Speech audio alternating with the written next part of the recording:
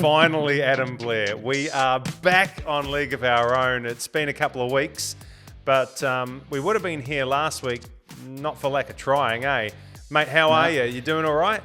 Yeah, I'm good, Goran. I'm back at home now. That's hence why we're back again recording, and it's great to be back. I know we tried our butts off last week. That's a nightmare, man. Honestly, the echo, the late delay, the reception, and everything that we did. So bad. We tried our best, but we just couldn't get it through. So it's great to actually have some sort of connection where we can actually chat about the beautiful game of rugby league. Yeah, man, you're looking crystal clear. The internet connection is just absolutely fizzing and firing.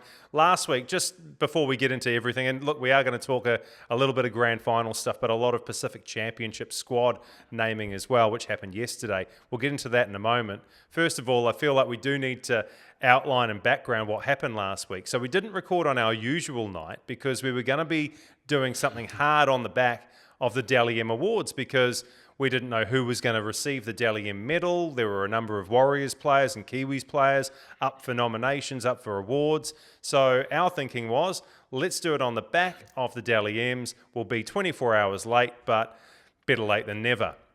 You're up on the sunny coast, right? Yeah, on the sunny coast. There's 3 hours time difference because I've gone into daylight savings time and you haven't. I think we started trying to record something at 1:37 a.m. my time. So I'm absolutely hammered. You're probably getting close. Not hammered in terms of alcohol. I was very tired because of the time difference and whatnot.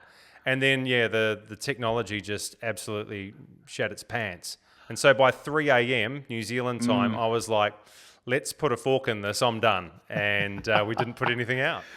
Well, I think I just about went to bed, Goran. I just about went to bed and I forgot all about us jumping on the back of Dally M's. And I didn't even realise, I didn't even realise the time difference. And then when I realised, and then I jumped online, I think it was 10:30 my time, obviously 3 hours ahead for you. I'm thinking, surely he's gone to sleep. But then I messaged you and I said, sorry, man. Shit, I better jump online. I jumped online and we tried our best, but it was horrible. Yeah. Horrible, bro. And I felt that bad. I said, bro, hook it. Yeah. hook it, man. You need to get some rest. That's right. We didn't not try. It just didn't come together for us. So for all our fans out there, we tried to get an episode out last week, but it just didn't happen. This didn't happen. And here we are now. We got this one. Let's go. Yeah, let's go. So there was no Dally M review, no grand final preview, but I love what I see on the wall because, as I said earlier, we're going to talk a little bit of NRL grand final and a bit of Pacific Championship. You've got the Kiwis jersey up over there and the Broncos shirt as well after they beat the Melbourne Storm. Now, be honest, how close to you is a Melbourne Storm jersey? Because I'm sure you're willing to swap those ones out depending on the result. I reckon I could grab it where the bench is right now. Grab it. Bring it straight in. Here we go. Yeah. Here we go, Goran. Just in case. Melbourne Storm. Yeah, hey, man, conflicted for me, Goran. Oh, no doubt. Couple of great clubs, couple of strong clubs, and I represented them both. Obviously, we know the story about the Melbourne Storm. It was where it all started. And I think around the Broncos stuff, a strong club as well, and built some great relationships up there. No other than obviously my relationship with Ben Hunt. And I really wanted him to do it for all the grand finalists in 2015. And on the back of his performance and obviously what happened with him in that game, I really wanted the Broncos, or I wanted Ben Hunt to have the best game that he could have and give him the best opportunity to win that one. And for the one reason that we were all part of that 2015, and he was the only man left 10 years later, and he managed to get a ring. So I was happy for the Broncos and Ben Hunt for sure. Yeah, I don't know Ben Hunt from a bar of soap, but if he's a mate of yours, then I feel like he's a mate of mine. And I've felt gutted for him for basically a decade because he was vilified for years and years for that drop in that grand final. And I thought, oh man, the writing's on the wall for him again when he got knocked out in the closing stages of the grand final on Sunday night. I'm thinking surely the rugby league gods can't conspire against him again. But thankfully, they did enough to get across the line, and he finally gets that fairy tale ending. Well, I don't know if he has ended his career yet, but 355 first grade games, and in the 355th one, he wins an NRL title. What a beautiful story, and you could see what it meant to him. But he wasn't the best player on ground, and that award went to Reece Walsh. And I was talking to a few people in the Plumber.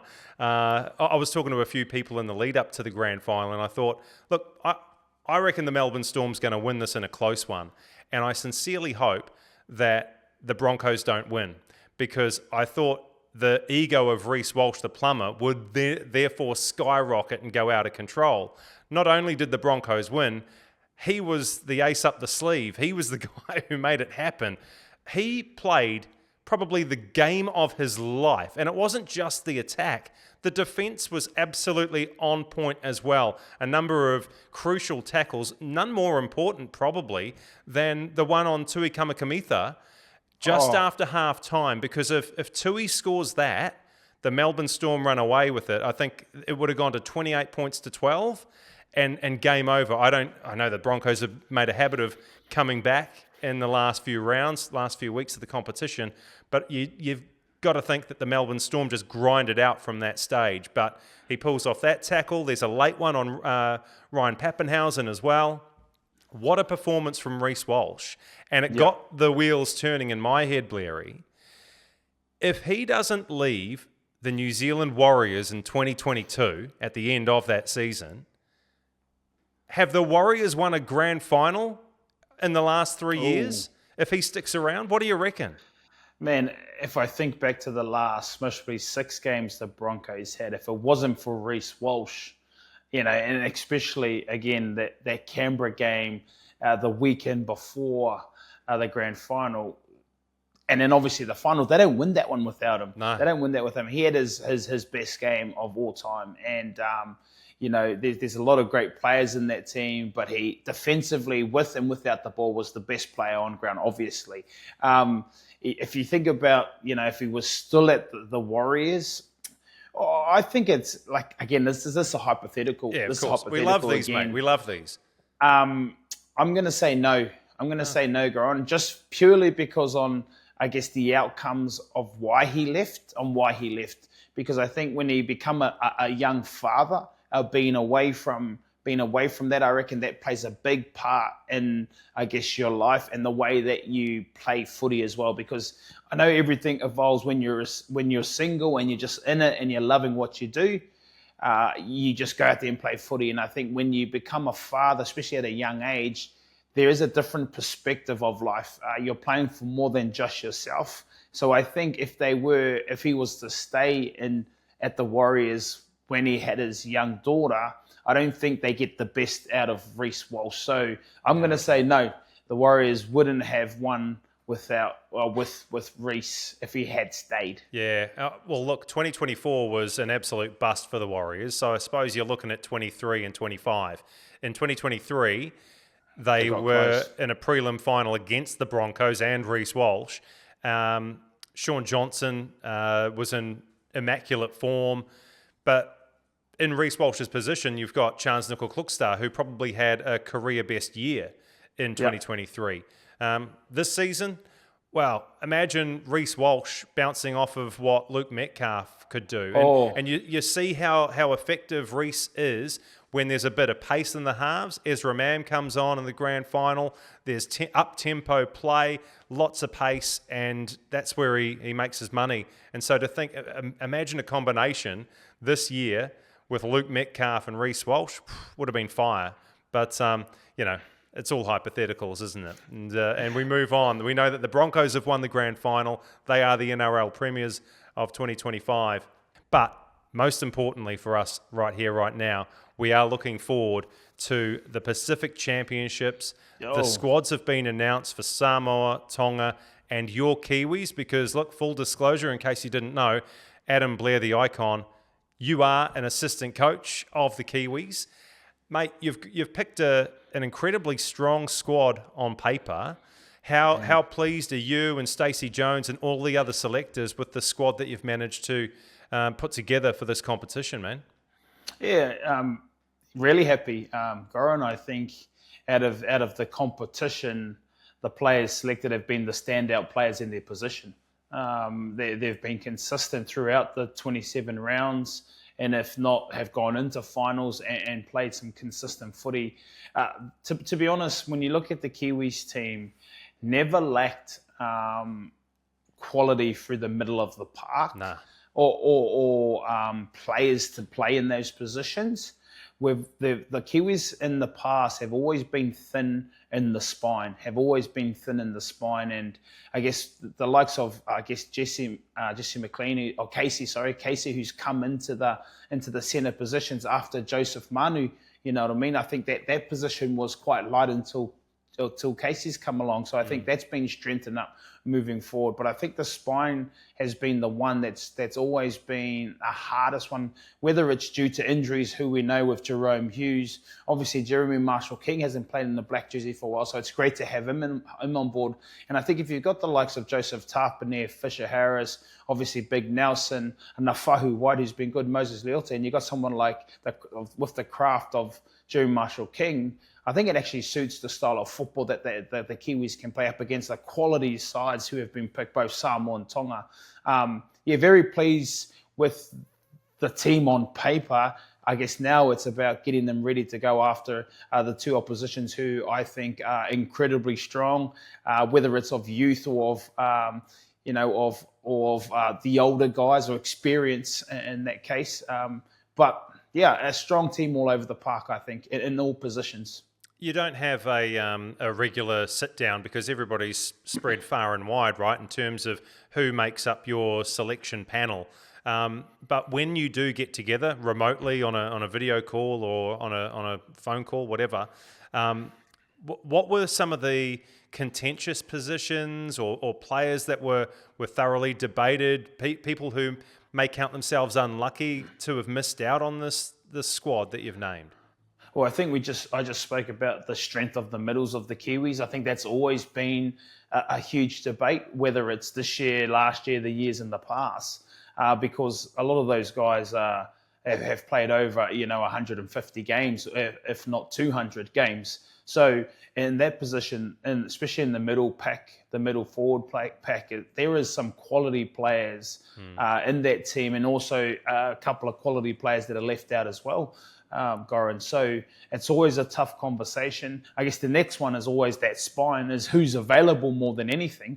Who's available, and how do you go into a Pacific Championship up against quality opponents, and who's going to be best fitted in those positions? We saw last year Shaun Johnson coming in because Jahrome Hughes missed out. Again, Jahrome Hughes not in that position. So, who we'll talk about later, the fossil. He gets his last hurrah in the international space. So alongside the middle debate, there's always debate through the spine.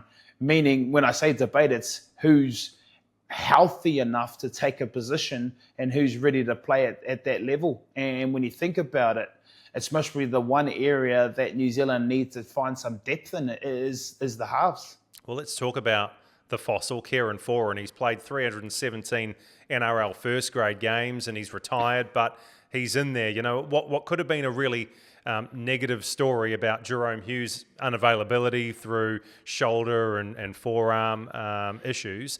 It's a really good story, a really positive one, that Kieran Foran is able to go one last time around with his Kiwi buddies. And, one of the more magic moments of the rugby league year took place at the Dally M Awards. And it really just highlighted what kind of human being Kieran Foran is, first and foremost, because I think we all know what he can offer on a rugby league field, Blairy, but when he got up there and accepted the Ken Stephen Medal for services to community, basically all the off-field work that he does when it comes to youth mental health, which is something that is incredibly close to him because his stepson tragically took his own life 2 years ago, and it's something that he and his wife must be dealing with every day, the disappointment that Logan isn't there with them. And he got up there and he spoke so bravely and with great vulnerability. I was actually quite emotional watching it. And I don't know him, but I've obviously watched him play over the years, and you don't really know what people are going through until they tell you. I can only imagine how you felt being a really close mate and former teammate of his, watching his performance on the stage last week. I think you said it, Goran. Brave is much better the first thing that comes to my mind, to be able to stand up in front of everyone and tell his story and speak proudly of it, but also be the voice for the people that don't have a voice. Exceptional from Kieran. If there's anyone that you want in your squad, no matter if anyone was injured, I think the Kiwis go with him anyway, because I think he's a powerful person with the way he carries himself as a human, like you said earlier, but as a footy player, he just gets it. And you would have saw the 2 years ago, or in 2023, when the Pacific Champions, he played hooker for the Kiwis and put his body on the line relentlessly, like he has for all over his 300 games, and he continues to do that off the field as well through his voice. So he deserves to be in this Kiwi squad, because he is the heart and soul of what the Kiwis need and what he represents and who he is as a person. He was on tour last year with the squad and became, I guess, a sounding board for Stacey in the halves, because in the future, I think Kieran's going to be a wonderful coach if that's where he gets into, and I think he will. I think he's a great role model for all the kids coming through, whether it's the good times or the bad times, or they're doing it tough. I think he epitomizes, what a tough rugby league player or footballer looks like, the commitment that he's given to the game over his years through the ups and downs of life. He's been enormous for everything he's done. So, what a award to receive, but there wouldn't be any prouder moment for him to stand up in front of the people and speak about how proud he is of what he's achieved throughout his career on and off the field. So there's no doubt in, I reckon, the selector's mind and even Stacey Jones's mind that he would be the person that steps straight in for Jahrome Hughes, and what a lucky position the Kiwis in to have someone like him take that number 7 jersey. 100%. Well said, Blairy. Well said, mate. And to have somebody like Kieran Foran in the defensive line alongside you, he is not going to shirk his responsibility. He is tough. He is tough as teak. But look, I think the most important thing out of all of this is that if you've got problems, if you're doing it tough, reach out. Tell a mate. Tell a member of the family that you're doing it tough, and get the help that you require. Kieran Foran did it, and he's a shining light, an absolutely beautiful example of what you can do if you reach out. But look, for the time being, I wish him all the best inside the Kiwis camp, and I know he and Dylan Brown aren't going to let us down with the creative duties. Now, another guy who might be doing it tough in a rugby league sense, who has been selected in your Pacific Championship squad, is Big Nasty, Nelson Asofa-Solomona. His stocks have almost plummeted, yet he's been given an opportunity in the Kiwi side this year. He's only played 12 games of NRL this year, a mixture of injury and a couple of suspensions. He was suspended before the grand final and didn't feature again. Who knows what might have been if he was out there playing on grand final night. He could have turned it in the Storm's favour, or he may have been sent off. You just don't know with Nelson these days. Now, it's almost a case of, has the game passed him by in terms of it's a very fast game these days. The little guys are coming to the fore and they are owning it, a la Reece Walsh, what we saw in the grand final. And a big guy like him, he's 2 meters tall. He is enormous, and he struggles to accommodate these smaller, fast-moving athletes. And this is where he's getting into trouble. Even though he's contracted to the Storm for a further 2 years after this, you're hearing all kinds of reports about, the Storm are trying to offload him, third-party deals. Do the Warriors want him? Apparently the Warriors have said no. So there's the headspace side of things, as well as the actual performance on field. The big question is, mate, How do you get the best out of Nelson Asofa-Solomona so that he is an asset and not a liability to the black jersey? Hey, maybe our roster's full, but would love to take Nelson to the Newcastle Knights, that's for sure. Would you? Goran. So if he Okay, doesn't want to watch go to this the space. Warriors, if the Melbourne Storm don't want him, hey, let him come to the Newcastle Knights. We'll find a spot for him. You've got a few weeks to sort of chat him up, mate. Butter him up a bit. I'm in there this weekend. He's maybe the first fellow I want to chat to. Yeah, right. I think, I guess the same. I know we spoke about this last time Nelson got suspended for his high contact on the player. You know what I do like about Nelson is that he's a presence on the field. When Nelson's on the field, and I know in 2024, Melbourne Storm Penrith Panthers grand final, I know a lot of people said if Nelson was playing, it may have been a different story. That's how much presence he holds when he's in the team. And I know, you spoke about the game maybe going past him. I know he's a big figure. But there's no one else. And I did say this as well. You don't run straight at Nelson. You do not run straight at Nelson, because I've never seen him make too many one-on-ones front-on tackles. And I spoke about it in that episode as well, around you see him get maybe third man around the legs or third man in where he gets himself in trouble. I guess the biggest thing for Nelson is about obviously being a bit more disciplined, with his target area, because yes, he is a big human. But man, if I'm standing in the anthem line and I've got James Fisher-Harris, I've got Joseph Tapine, I've got Big Nelson, I've got Moses Leota, and then I've got Nafahu White standing next to me. No worries, mate. I am feeling bulletproof. Yeah. So I think from an outside in looking in, if he's in your team, you become stronger as a pack. Because he does offer. I think he does offer X factor. He's not your James Fisher-Harris that just works tirelessly, but he can be that guy that comes off the bench 15 minutes each side of the half and adds something different, whether it be just your powerful runs a little bit wider on the edge, whether he gives an offload. But the biggest thing for me, it's his presence in and around the group, Goran. And I think there's no other person, or you can chuck Xavier Willison next to him as well, and then you've beefed up the pack right up. So there's no other person in the Kiwis alongside the ones that I just mentioned that you want to be standing next to, as say Aaron Clark, for example, who's half their size. Thinking, man, I'm going to run through a wall for this group because I've got these guys next to me. Yeah. So I think, although he needs to be disciplined, definitely needs to be disciplined through the Pacific Championships, there's a presence about him when he's on the field. And I think that's what he brings to the group of men that's around him when they take the footy field. Yeah, that's undeniable. Of course, the guy's got presence. He's the size of a house. But look, in terms of tackle technique, there is something not quite right, because I think in 12 games this year, he was penalised 8 times. So what, as a former rugby league player yourself, someone who's been around for donkey's years, what is your advice, just briefly, to alter the tackle technique? What are the simple steps that Nelson Asofa-Solomona could take to ensure that he is not in trouble?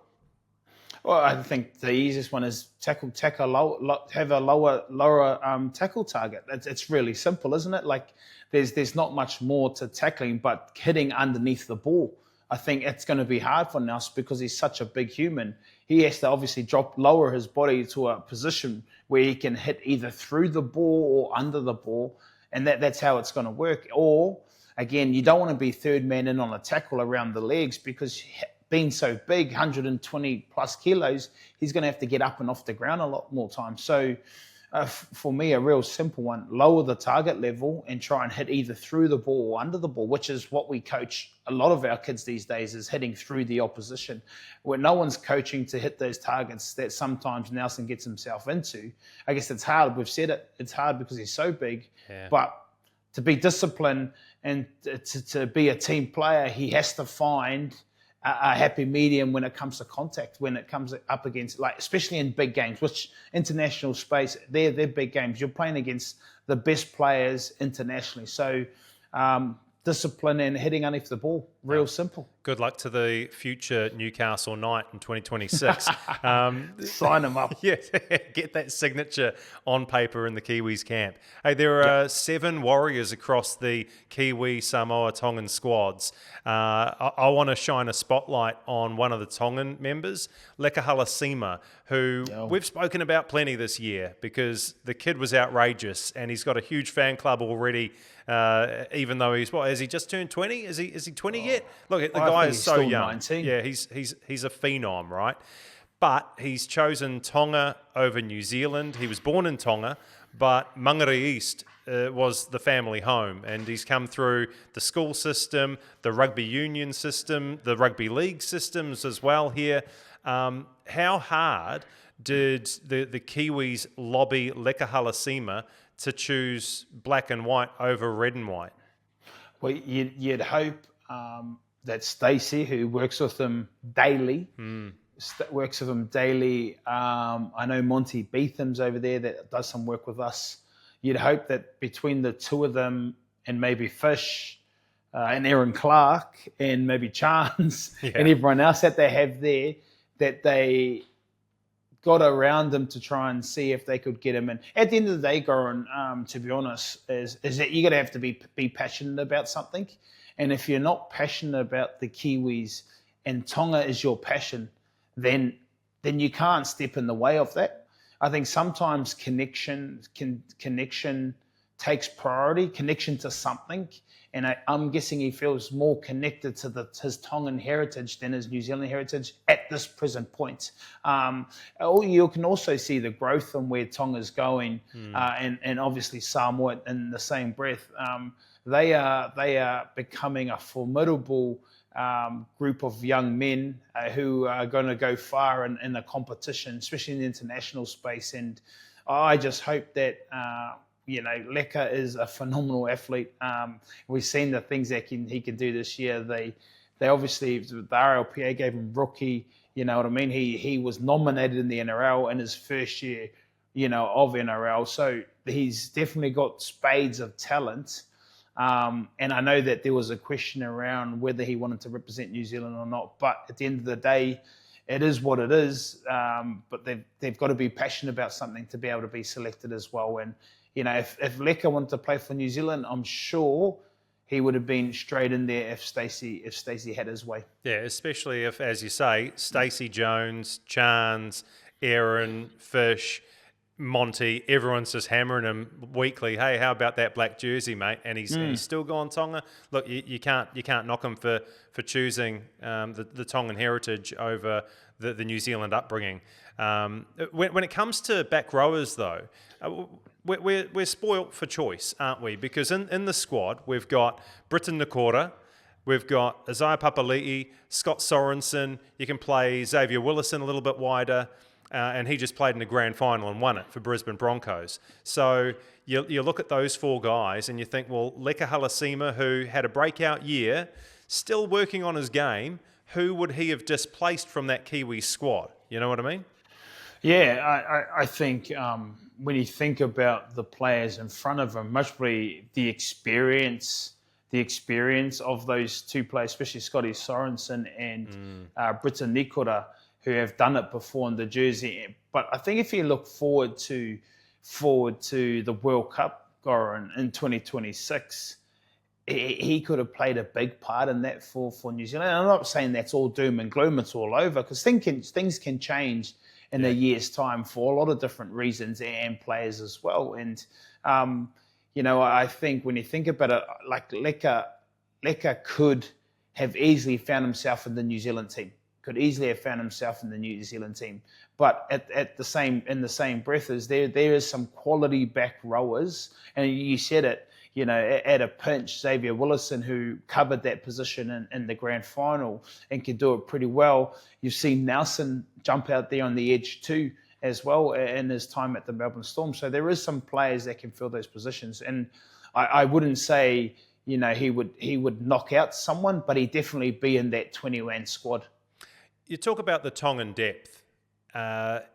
When you first played against Tonga, they were, finding their feet, making their way on the international stage. They were nowhere near as frightening as they are now. Can you quite fathom how much they've developed in such a short space of time? I know that it obviously helps when you've got players like Jason Taumalolo switching the allegiance, and the same things obviously happen with Samoa as well. But, with Tonga, as we're talking about them, with Leka Halasima going there, and they have just exploded, haven't they?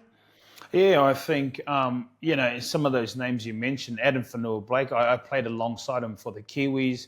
Obviously, Jace alongside the Kiwis.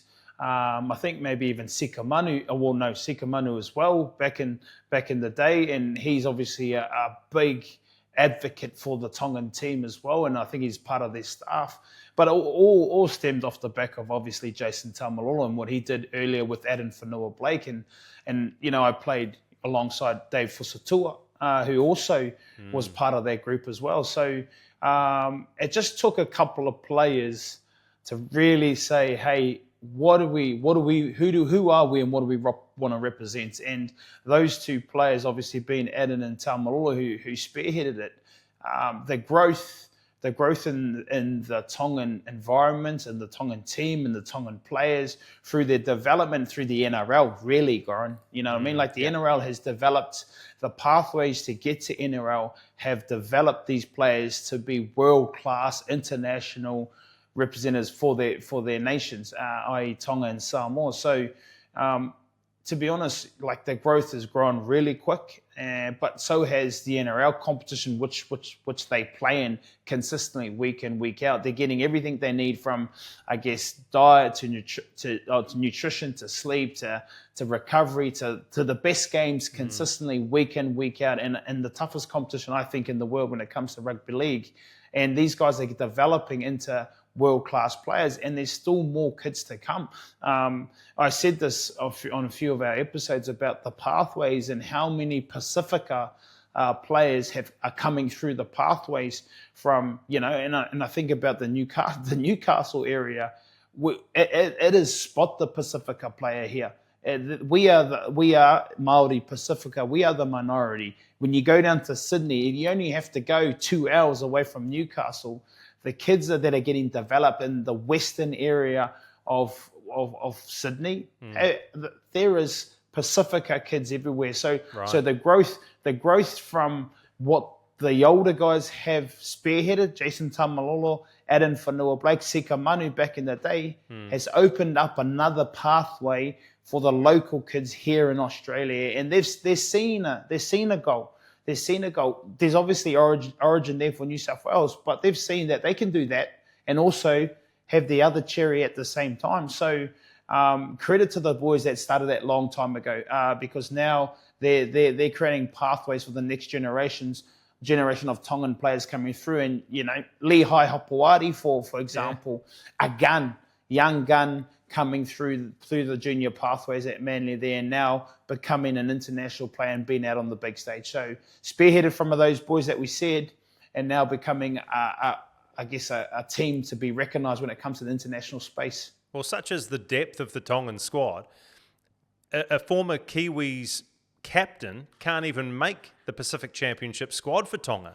Dallin Watene-Zelezniak, and look, he may not have had the best season for the Warriors. He was hampered by injury and then form in the back half of the year. But such as the quality and the depth in the outside backs, there's no room for DWZ. Look at who they've got at their disposal in the wing/fullback position. Daniel Tupou, who scores tries for fun. Sione Katoa. They've got Lehigh Hopewadi, who you mentioned. They've got Paul Alamotti, who was Ivan Cleary's go-to guy for the Penrith Panthers late in the competition. And one of my new faves, Isaiah Iongi, who played the house down for the Parramatta Eels. And so when you look at those five alone, you go, well, these guys are genuine rock stars right here, right now. And Dallin, yep, we love what you did back in 2023 when you scored all those tries for the Warriors on the way to a prelim final, but no, your form wasn't there, and so you don't get your opportunity. And even though he pledged his allegiance to Tonga, I think 2 years ago, I'm pretty sure, I'm correct in saying this, he hasn't actually had an opportunity to play for Tonga. Yeah, no, you're correct, Goran, and I think as like a coach in the international space, you have to have one eye on the prize and one eye on the future. And I think the prize for Tonga is obviously, winning a Pacific Championship. But the other one is the World Cup in 2026. And the names that you mentioned, man, you can imagine the growth that they're going to have in a year's time when they come around. The cycle comes around to World Cup year, and I think that's the biggest goal for Tonga as well, is that we've got to prepare some of our younger guys who are an exceptional talent for the future, which is the World Cup, and that's the biggest test. That's the biggest test, and that'll I guess tell us if Tonga are serious or not when it comes to the big games up against some of the bigger teams. They took an Aussie team right to the end in the Pacific Championships last year. They've obviously beaten New Zealand a couple of times and they've showed their dominance in that space. But I think the next step for them, Wyatt Allen, I don't think makes the squad due to either form or the future plannings. I think that's what it is that you've got to have an eye on the prize, which is the World Pacific Championships, but you also got to know what's coming ahead and who's going to be in the future plans and the growth that they're going to have with this experience now present, the Pacific Championships, but also how they're going to move forward into the World Cup year. So I just think some of those names that you mentioned, quality young talent coming through, and I guess for me, most probably the ones that deserve it from being informed too at their clubs. Mate, it's so exciting. As a rugby league supporter, of course I want you and your Kiwis to do well, but World Rugby League, like the international game, has never looked stronger, has never looked brighter than it does right here, right now. You've got a strong Kiwi squad, even though Jahrome Hughes isn't there. You've got a strong Tongan squad. We haven't even spoken about the Samoans, who you play Sunday week, kicking off the Pacific Championship at Go Media Stadium, Mount Smart, and the debut performance in blue by Payne Haas. Gosh, mate. I mean, that is going to be worth the price of admission alone, isn't it? Seeing Payne represent Samoa for the first time. Good luck trying to contain that, buddy. Man, some of the names that are getting tossed up, Goran, through both camps, and even in the Kiwi space. Let's be honest. There's world class written over all three teams. You know what I think, Goran? And just what I think. You've got to bring back the Four Nations, man. You've got to bring back the Four Nations. Unfortunately for the English team, they miss out of the Four Nations because they have to travel. But you can have Australia, New Zealand, Samoa, Tonga. Yeah. Man, that would be enormous. We've seen what Tonga did to the Pacific Championships last year and how they competed, the fans, the engagement that they brought into the game at CommBank and how red that was. You can imagine the two games that are going to be in New Zealand. Go Media Stadium, Mount Smart, Sea of Blue. I can picture it, envision that right now. It's spot the Kiwi jersey, and then you go to Eden Park, which I think is it's a big stadium. If they fill that up with red, if they can do what they done at CommBank, at Go Media Stadium, Mount Smart last year, and if they double that in size, wow, we go on. It's going to be. It's a tough ask, eh? It's a tough ask to come up against a couple of those quality teams, and it's all kicked off. This what was it? Sunday week. It's going to be an enormous game against the Samoa team. Payne Haas and his crew are some of the best Samoan players in our NRL competition. But I think first and foremost for the Kiwis, you've got to come out of the gates. You can't allow, and we've seen this in the past. The Kiwis try to match it with the Tongan team, and in the end, come home strong, but just not strong enough at the start of the game. So it'll be quite similar to the Samoan team. Pacific brothers going at each other. There's a mixture of a couple of Samoan boys inside the Kiwi space. I don't think there's too many. There may be three.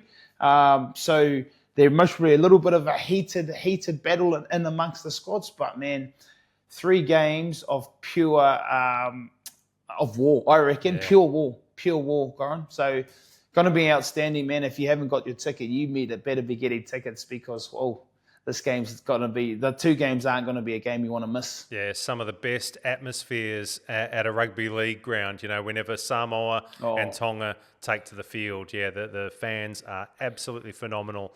I'm looking forward to that, and obviously the battles on the field as well. I'm just going to add something to our League of Our Own wish list, because previously we've spoken about our want, our need, our desire for the Anzac League Test to return. But it's now the Four Nations. Yeah, alongside the Anzac Test, it's the Four Nations. So if we can have those two things come back, I've just made a note. That'd be wonderful. I don't know who I address the letter to. Is it Volandis or Abdo or both of them? I reckon it's both Volandis and Abdo. So make sure we sell it from League of Our Own podcast. Goran, add myself, CC me in, and yourself, and let's see if we can make this happen. Because man, how good would it be just to have the Four Nation back? But the one that we've been lobbying for the most, the Anzac Test. Yeah, that'll be a start. That'll be a start, first and foremost. And then whatever we get on the back of that, it's a bonus. Yeah, all right. Well, I'll fire that off, and we'll have an update in 7 days' time here on League of Our Own, where Definitely. I'm assuming we'll have our very first Kiwis team named Beautiful. to face Samoa in that Sunday week encounter at Go Media Stadium, Mount Smart. Blairy, where are you going to be for that? Will we be alongside each other, or will you be somewhere with really bad internet? No. I'll definitely be in Kiwis. I'll definitely be in Kiwis Camp Goran. If I can get to you and record at your place, definitely. If not, I'll be somewhere in the city of Auckland. So hopefully those towers are pumping off all the reception we can, and we can get this done, that's for sure. But there's no stopping us next week. We're going to kick on through this Pacific Championship. I'm excited. What a way to start the next part of our season with our League of Our Own podcast, and man, not to be missed, because there's some crack of games.